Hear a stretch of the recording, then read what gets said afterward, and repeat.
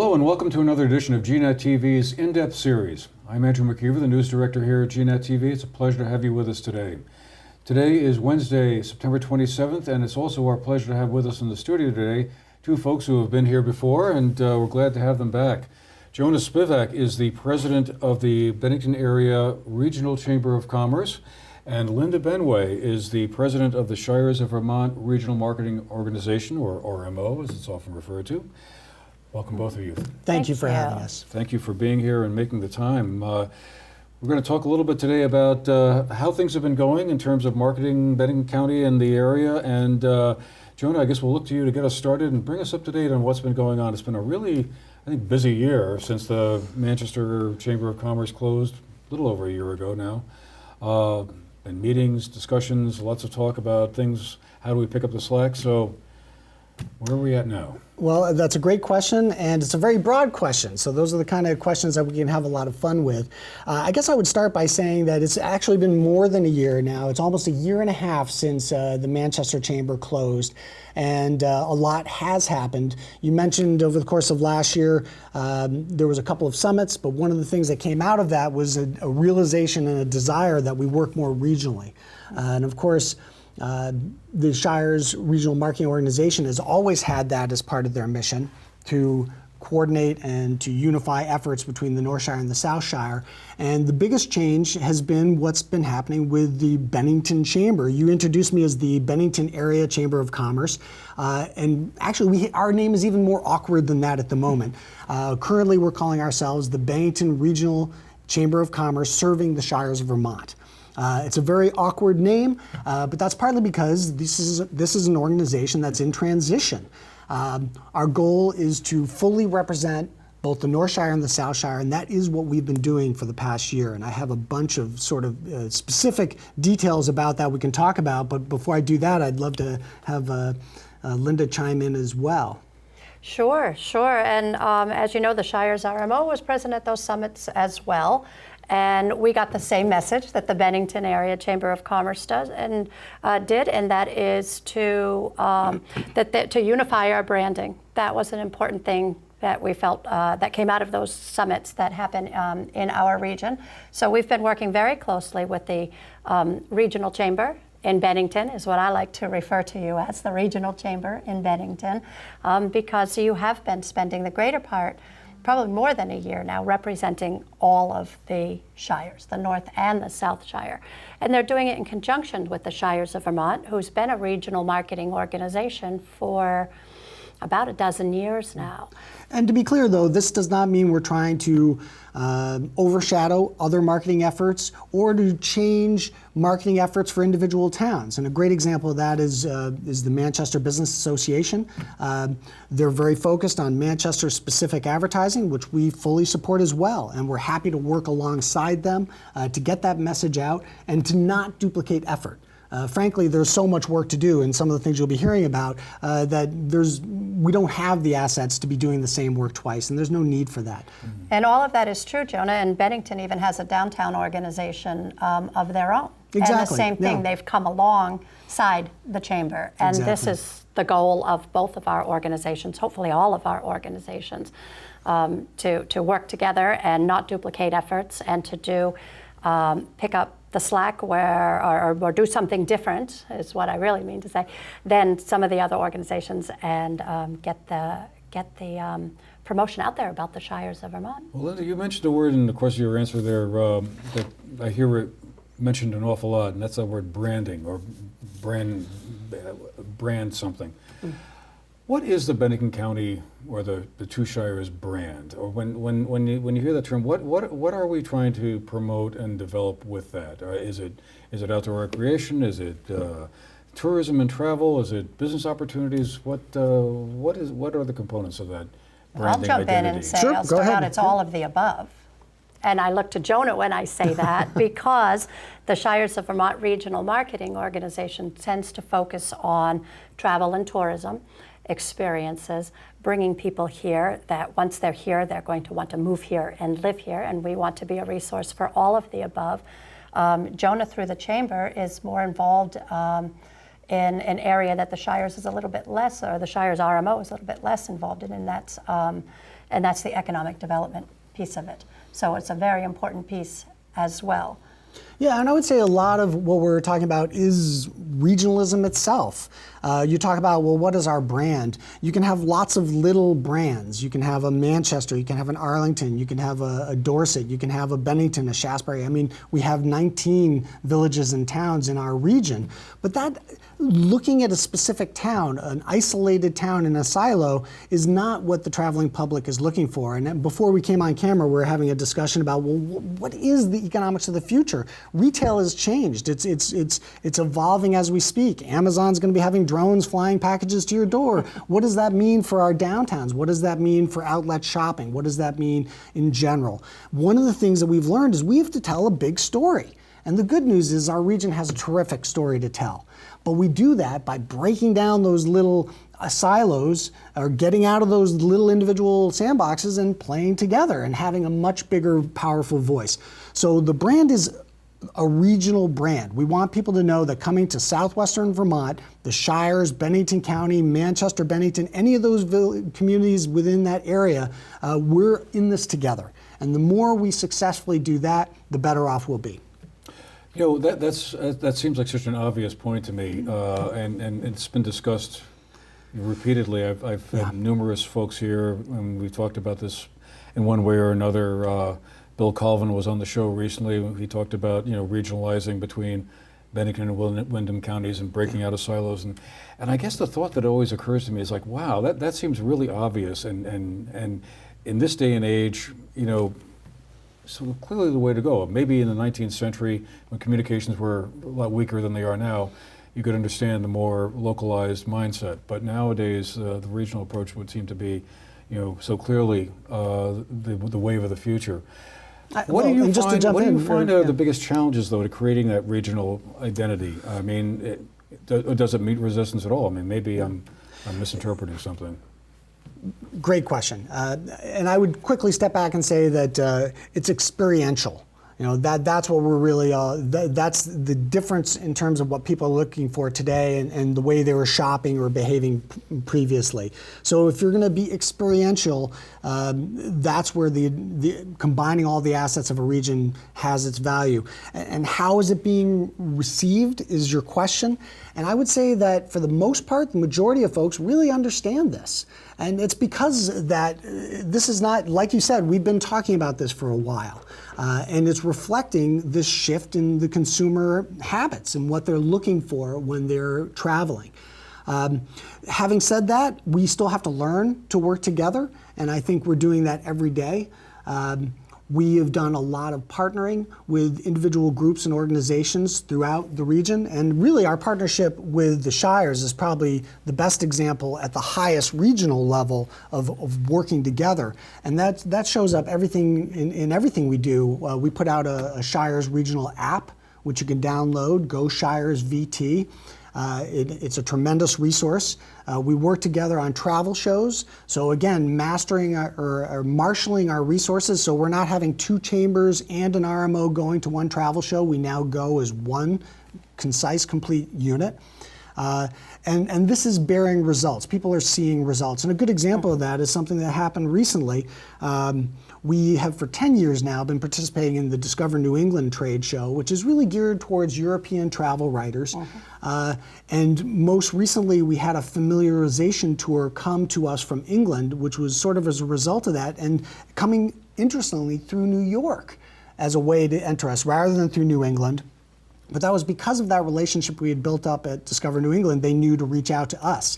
And what they were doing specifically was riding the new Shires Vermont Connector bus. So the Amtrak to the Shires direct line connection. This brought 4 travel writers to our area that represent media newspapers in England with a circulation of over 600,000. And that's not readership, which is a multiplier of whatever your circulation is. That's circulation. So we're talking a reach of probably well over 1 million readers in England learning about the Shires of Vermont. So are we done in terms of us unifying under one region? Of course not. We never will be. But as we go down this path together, I think people are seeing the value. And ultimately, that's how we're going to prove this out, is by showing value. And I think by working together, we're focusing on shared goals and priorities, and that's to bring people here.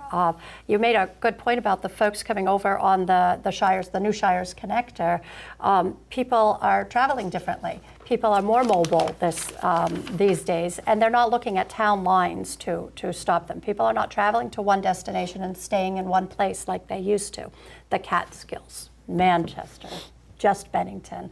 I can go on and on about the different areas that people go to, where they would go to one place and they would kind of stay there at an all-inclusive resort or something like that, or just in a town. They're now, so many people have their automobiles, they've got the train, they've got the airplane, they've got the Shires Connector right up from the city coming into town. And one stop is in Bennington, where I understand they can rent a car at Enterprise. And actually, can we talk about that a little more specifically? Because the Vermont Shires Connector is a great example. Started about 4 or 5 weeks ago. Correct, and it's a new service. It's single to Amtrak direct ticketing, so you can get on Amtrak.com and buy your ticket from Metro New York City and go right to Bennington or right to Manchester.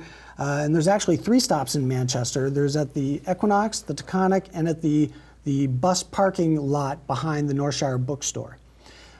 But this also meets a need. Millennials today who don't want to drive, who are living in the city, they literally don't have a car. They want to hop on the train to get here. So by having this Shires Connector, that's a way to help us prove ridership, because eventually what we want is a train to come here direct.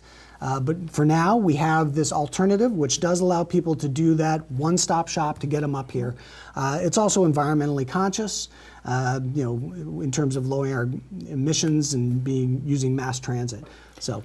I was wondering, is this like a one-year experiment kind of situation, or is this something where there's a commitment from the state and whoever else is helping finance it for the long term? Or is it just going to be something that really has to prove itself fairly quickly, or it goes away? It'll take at least 2 years for us to prove the ridership, which means we have a 2-year window to develop the amount of people using the service. Right now, ridership is low because we've really just started the marketing effort on this. You mentioned, I think, 5 or 6 weeks that the service has been available. In that time, we ran the bus in the parade for the Bennington Ball Day Parade, which is actually great because thousands of people get to see that.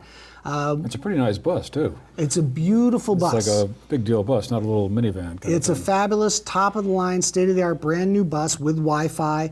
So if you're looking for a nice traveling experience, you're going to get it. So if you have any sort of old feelings about what a bus ride might be like, you can forget that now, because that is not the experience you'll have on the Vermont Shires Connector, which now runs, it's 2 round trips a day. There's a morning run and then an afternoon run. It's designed to link up with the Amtrak train scheduling, so you can hop off the bus and get on the train and get right to New York if you're heading to New York, or if you're coming to the Shires, same thing. You hop on the train at Rensselaer Station, you walk out of the train, right onto the bus, and come on out to the Shires. Extra cost for that from Manchester area is $19. From Bennington area, it's $14. You can pay on the bus. Or you can go online first, either VermontTranslines.com or Amtrak.com, buy your ticket in advance, but you don't have to. There's no extra charge for you to buy your ticket on the bus.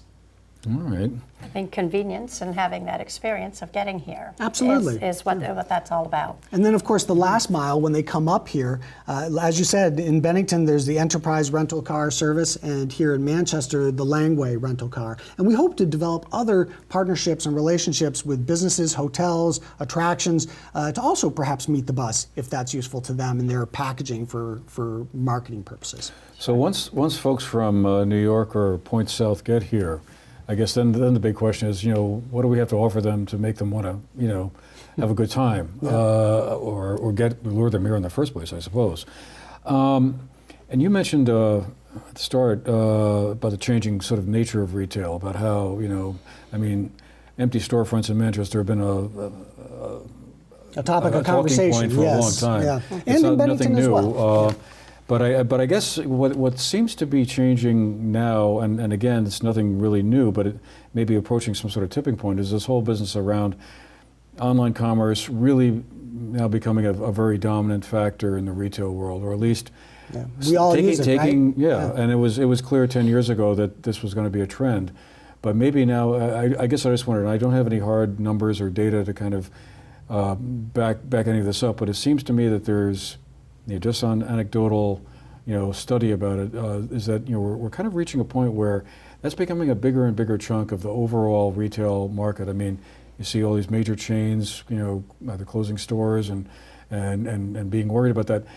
So how does that affect us here? I mean, is it an opportunity? Is it going to be like an oh my God moment? It's a reality.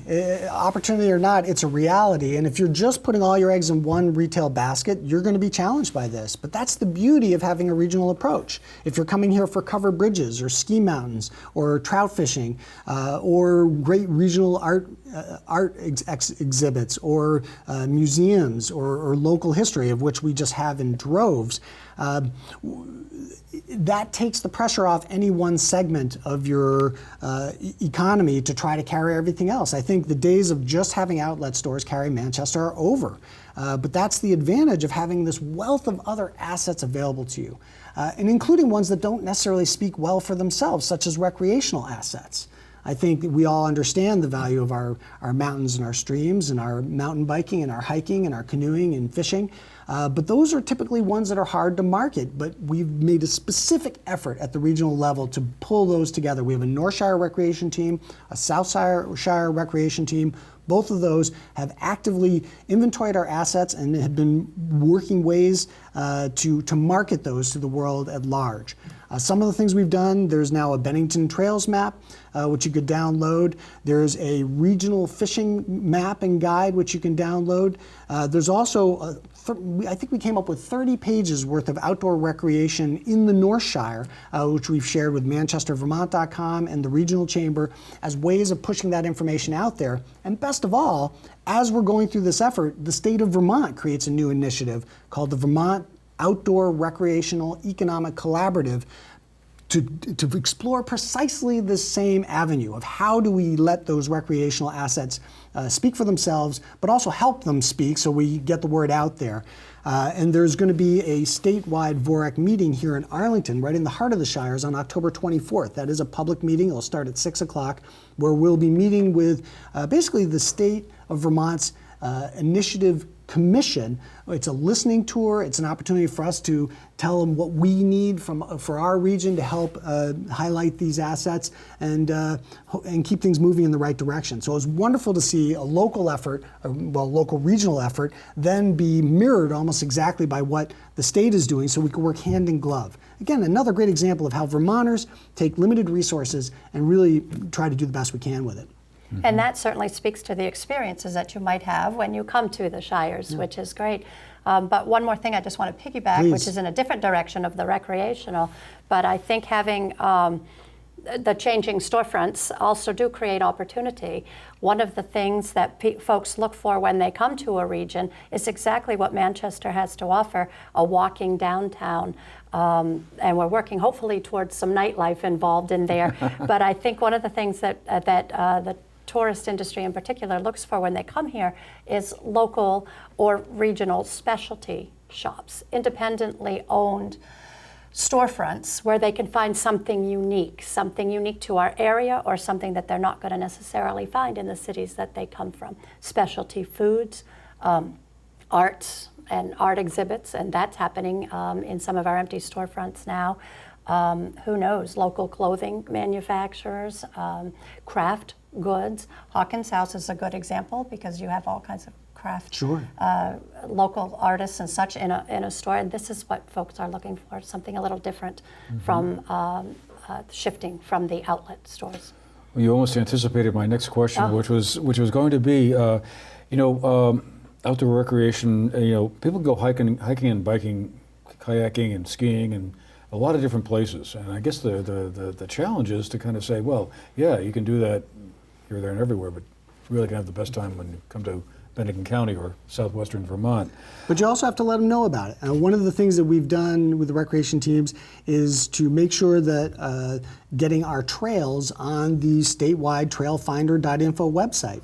Last time I checked, there was exactly 2 in Bennington, about 90 plus in Chittenden County and areas north of Route 4. This is a common problem, and one way that us working together as a region helps elevate our presence for the rest of the state. We're in the process of getting all those trails onto that website. But it's happening because of that local collaboration between our region. It wouldn't happen if we just waited for the state to do it for us. Having said that, the state is paying more attention to us now. Now that we have a bigger voice, it's allowing us to elevate our prominence when we're working together with the rest of the state.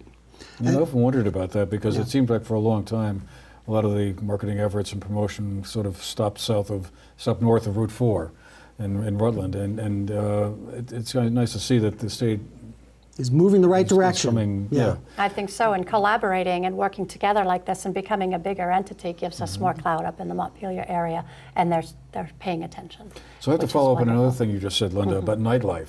Yes. Why is it so hard to have get a nightlife situation going in Manchester? Is this like a chicken and egg kind of situation? That's exactly what I was going to say. Where that to me, somebody who's thinking, I could set up a kind of a little tap room, brew pub, whatever, and kind of I'll be way ahead of the crowd. But clearly the question is, if you build it, will they come? I guess. Yes, and that's exactly how I see what's going on. It's the old chicken and the egg. I know in the past the stores have stayed open late, the restaurants have stayed open late, and they'll tell you sometimes that, well, we just didn't have the business to keep that going. I think we have a new element, a new traveler coming to, particularly I can speak to the North Shire area with the new hotels and such, is that we'll be having more conventions and such. And with conventions come the attendees, of course, and oftentimes comes their spouse or even their family. And those groups of people are going to be kind of demanding that there'll be something to do once the sun goes down. And so I would encourage someone looking to build a business to give it a try and give it a start, build it, and they will come. Well, it seems like an obvious opportunity, but clearly I'm sure the numbers have been crunched it's a numbers some game. very bright people out there for a long time, and the numbers just don't seem to work. They haven't yet. One of the things I know that's been a topic of conversation up here in Manchester is the whole sports tournament, sports tourism scene. And I guess I just wondered, do you folks see that as another area of growth for what we can offer here, or? I sure do. I know the town's gotten behind it through tax dollars and improving the rec park, and our town government is all involved and behind it, and it's brought a lot of people to town. Hundreds, maybe even thousands. And that's one of those groups that I say, those family groups that are going to be looking for a restaurant, a family type restaurant, something that might be open after the game, something that might have, where a sports team might have a room to themselves in an area restaurant or something along those lines. Those things are, I think the town officials can better tell you what word they're hearing from the people that travel here, but my impression is that those are the types of things they're going to be looking for. So I think it's going to happen. I would agree with that, but I also want to push back a little bit about this idea that we have to change to be attractive for people to come here. I disagree with that a little bit. I have nothing wrong or nothing against having a nightlife, but I would actually say that if you look around, there's actually a fair amount of cool things happening at night. No, if you want to stay out till 2 or 3 in the morning, you're probably in the wrong community for that. But if you want to hear great live music or see a great show or exhibition or fine dining, we have all those elements. And I was just talking to a millennial at coffee earlier this week, wearing my chamber hat, saying, what sort of things are attracting you here? What brought you here? And he said he was looking for an area, he didn't care about the nightlife. He was much more interested in being able to mountain bike when he got home from work and being able to enjoy a community that was more quiet. That was his speed. That's what he was looking for. So not everybody is looking for an open till 2 o'clock nightlife. I have no problem with it if it comes here, but I am tired of beating ourselves up for things that we're not when we have so many things that we are that are incredibly attractive to folks. Well, interesting point for sure, and kind of leads me to ask one last question here before we need to go. People have talked for a long time about how do you attract millennials here, this whole new marketing group here, compared to people of a certain age like myself that, just to get in a car and drive someplace and that was kind of it. What are the issues involved in marketing to millennials? Do we have to pitch at things in a certain way that's different from sort of the broader message, or is it just, you can just say, hey, hiking, biking, canoeing, et cetera, et cetera, et cetera, and that's going to like sweep everyone into the same pot? Well, let me start by saying I'm not a millennial. But we did hire a millennial to be our executive director for the Regional Chamber of Commerce. That's putting our money where our mouth is. In order to attract millennials, in part, we have to enable them to be part of the leadership of our community. So I think having that path to leadership, welcoming these folks in, making sure there's some good paying jobs here, and that's that economic development piece, so they can afford to live here and want to live here, are really important. And I'll let you jump in. I've got more to say, but please. Well, I think, how do I follow up on that? I think you're absolutely right, and you have taken some steps towards that. But one thing that the Shires has done in conjunction with the Regional Chamber is to develop an app, develop the Go Shires VT app, which, as we all know, the millennials are much more tech savvy than folks of our generation, if you will. Anyway. And they're looking for that. They're looking for that connectivity. They're looking for being able to look things up online, everything from biking and hiking trails to whatever nightlife there might be, whatever music venue there might be out there, to a place to stay, to all kinds of information. They're getting it all online now. So that I know the Shires RMO has partnered with the Regional Chamber to make that happen. And as we've already mentioned, that's kind of still a work in progress. That particular app is still a work in progress, but I encourage people to take a look at it. It's got a lot of potential, and it's got nowhere to go but up. And I think we've already mentioned that we've already had 600 downloads of that app, and it's still very new. So feedback is welcome, but this is one way we're going to help attract millennials. But remember, it's not just about the millennials. In terms of our market segment for this part of Vermont, it's not just the millennials, and they're not going to carry us. They're an important piece of the puzzle, but we still need to do traditional print marketing. We know that works. We've seen the numbers. Places like the Taconic, I was speaking with them, and they commented that their location gets more phone call reservations than any other hotel in their group. People picking up the phone and actually calling them. Oh my God, how 20th century. Exactly. Absolutely. But it's reflective of the fact that we have a diverse population that enjoys coming here, and we don't want to, while we definitely need to keep our eye on the ball in terms of millennials, that's not the only ball we have in play here. We want to make sure we're marketing to all of them. And if I can jump in and just piggyback on that, when you mentioned the regional area guide, which is a print, it's print and online. Correct. Is that correct? Yeah. And that's still, the Shires of Vermont RMO partnered again with the Regional Chamber and involved Manchester as much as we could, so we could be as representative as we could of our region.